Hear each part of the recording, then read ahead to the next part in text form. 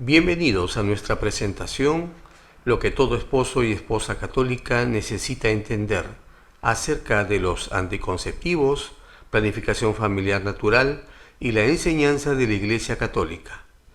Esta presentación está dividida en 6 partes para un total de 16 minutos. Le sugerimos tomar descansos intermedios. Parte 1. El plan de Dios para el amor y la sexualidad. Parte 2. La enseñanza actual de la Iglesia.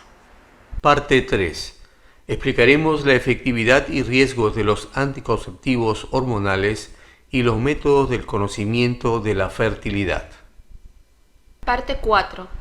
Contestaremos lo que los esposos y esposas católicas deben hacer. Parte 5. Cómo aprender y practicar planificación familiar natural. Parte 6. Buenas noticias de personas que usan planificación familiar natural. Parte 1.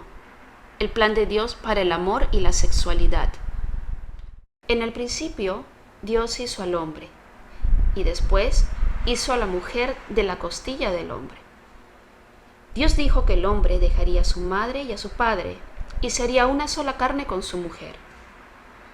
Dios bendijo al hombre y a la mujer y les dijo que fueran fecundos y se multiplicaran. Todo esto se encuentra en el libro del Génesis, en el Antiguo Testamento. Sabemos que Dios es amor y Dios es la verdad. Dios tenía un plan. Él planeó que el hombre y la mujer se atrajeran para ser una sola carne y que no hubiera nada que los separara y que tuvieran hijos. Dios diseñó la unión conyugal para que fuera unitiva y procreativa. Parte 2. La enseñanza actual de la Iglesia. La enseñanza de la Iglesia. Hasta el día de hoy, la Iglesia enseña que no debe haber nada que separe estos dos propósitos del acto conyugal, el unitivo y el procreativo. Vamos a leer de la encíclica Vida Humana del Papa Pablo VI de 1968. El matrimonio es una sabia institución de Dios, el Creador. Su designio le permite al esposo y esposa desarrollar esa unión de dos personas en donde se perfeccionan mutuamente. El matrimonio, para aquellos que están bautizados, es un sacramento. Es un amor que es total, una forma singular de amistad. Quien ama de verdad a su cónyuge no lo ama por lo que de él recibe, sino por sí mismo.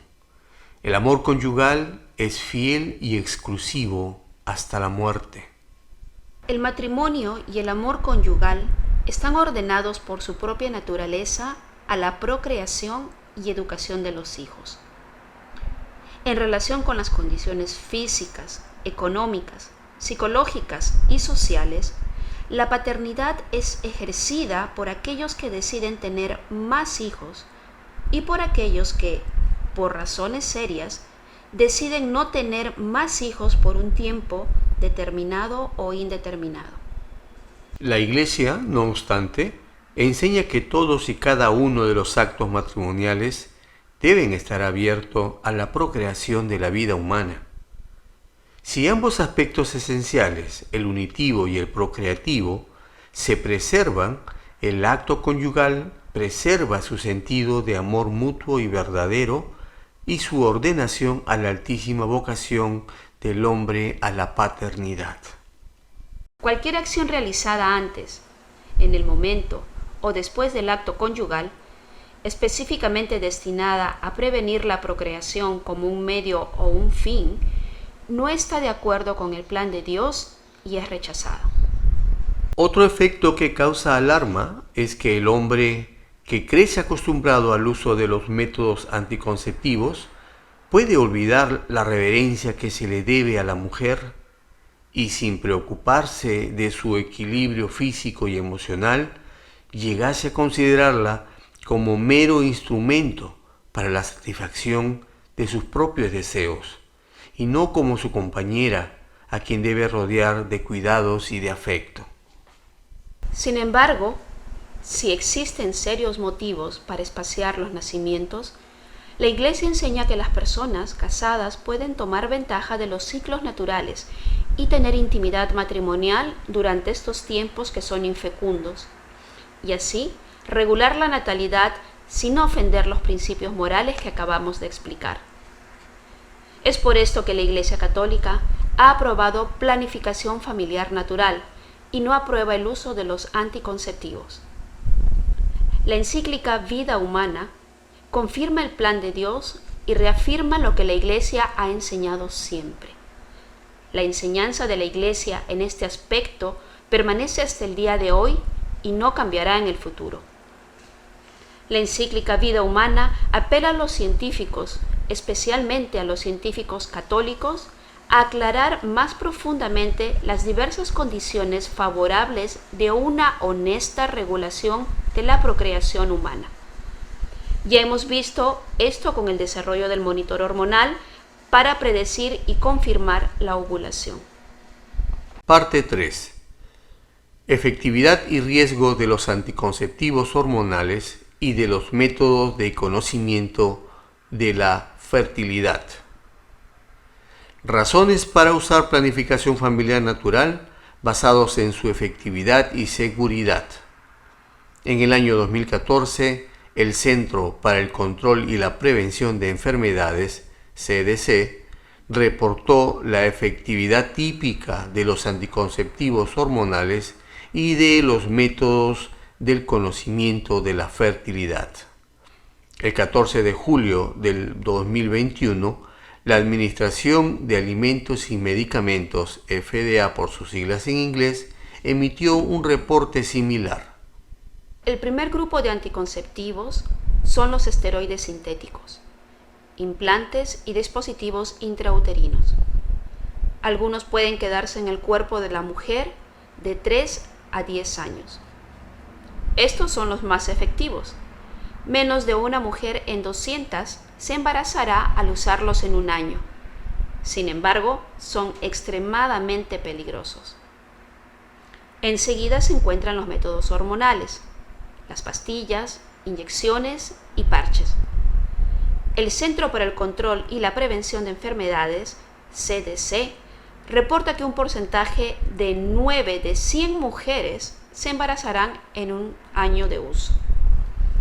Después se encuentran los métodos de barrera, condones, anillos y diafragmas con espermicidas, con uso típico de 22 a 25 mujeres de 100 se embarazarán en un año de su uso.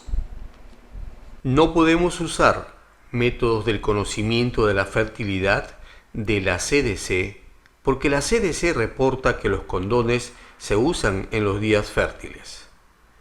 La FDA no compara los anticonceptivos con los métodos del conocimiento de la fertilidad.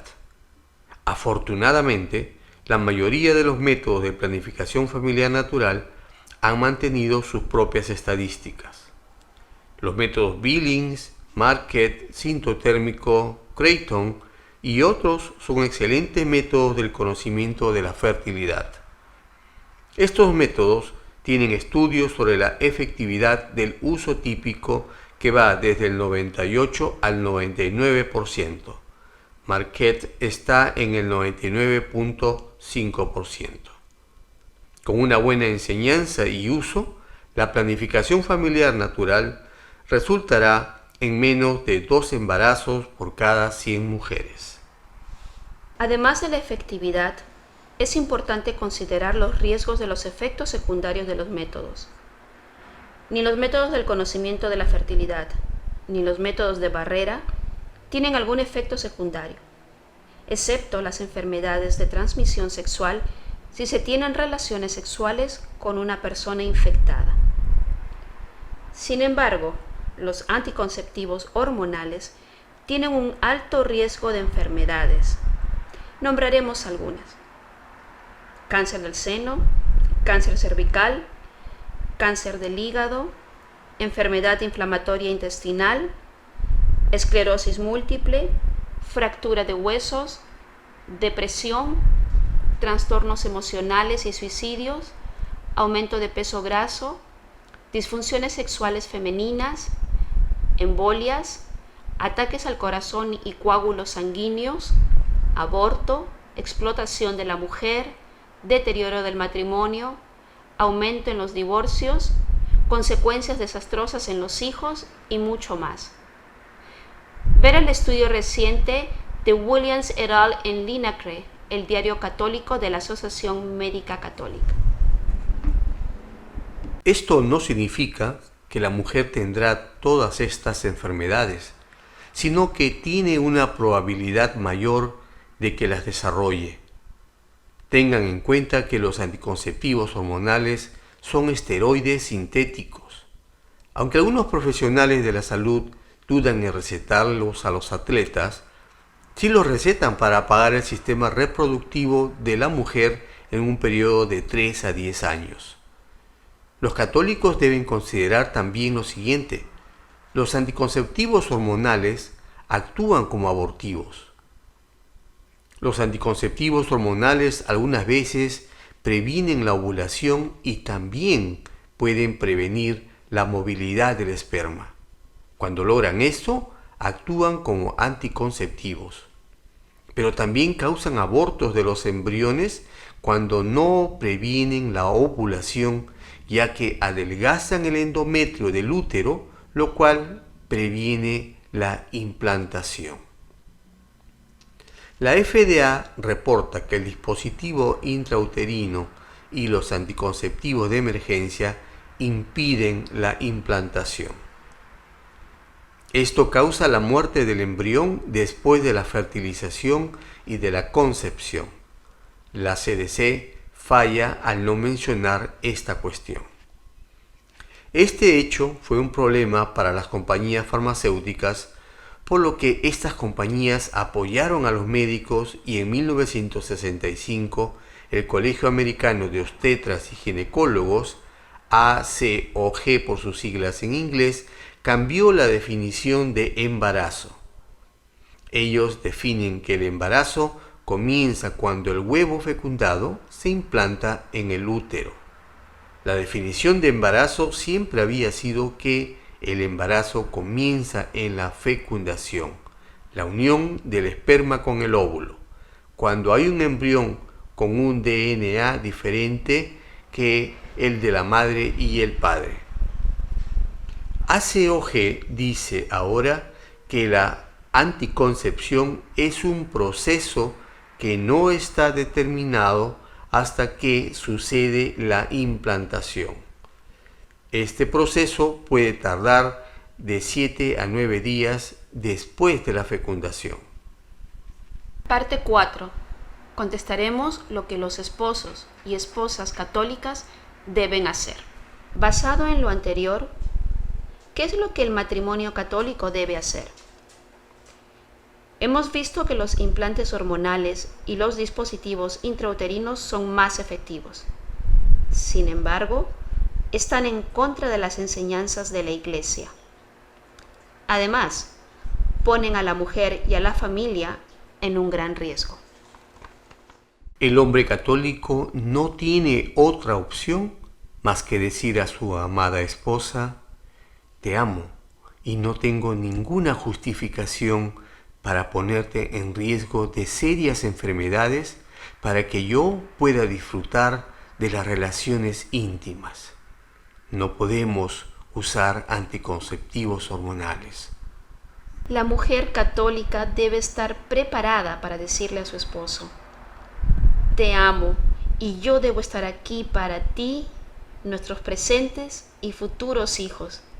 Estoy de acuerdo en no arriesgar mi salud tomando anticonceptivos hormonales. Ningún hombre católico puede permitir que su esposa se arriesgue tomando anticonceptivos hormonales para su propio favor. ¿Y qué de los métodos de barrera? Ambos, la mujer y hombre católico, deben entender que el uso de métodos de barrera está en contra de la enseñanza de la Iglesia y que arriesgan su buen matrimonio y su vida eterna al no seguir las enseñanzas de la Iglesia. Aún más, deben saber que la planificación familiar natural, cuando se usa adecuadamente, es más efectiva que cualquier método de barrera. Parte 5. Cómo aprender y practicar planificación familiar natural. Haz un firme compromiso de aprender y practicar planificación familiar natural. Debes tener seriedad. Hay reglas y las debes obedecer. No es solamente la responsabilidad de la mujer, sino que esto requiere trabajo de equipo. Aprende primero la ciencia básica de la planificación familiar natural. La ciencia básica fue descubierta y desarrollada por los doctores John y Evelyn Billings en los años 1950. Todos los métodos naturales están basados en esta ciencia. Se basa en la sensación en la vulva que indica la presencia o ausencia del flujo cervical, así como la apariencia del mismo. Otros métodos han agregado a esta ciencia básica la toma de la temperatura y los monitores hormonales. La clave de la ciencia básica es predecir y confirmar la ovulación. El esperma puede vivir hasta 5 días, por lo que no debe haber relaciones íntimas 5 días antes de la ovulación contemplada si la pareja desea evitar un embarazo. Debido a que el óvulo dura vivo de 12 a 24 horas, es seguro tener relaciones sexuales a partir del 4.º día después de la ovulación hasta el comienzo del siguiente ciclo menstrual.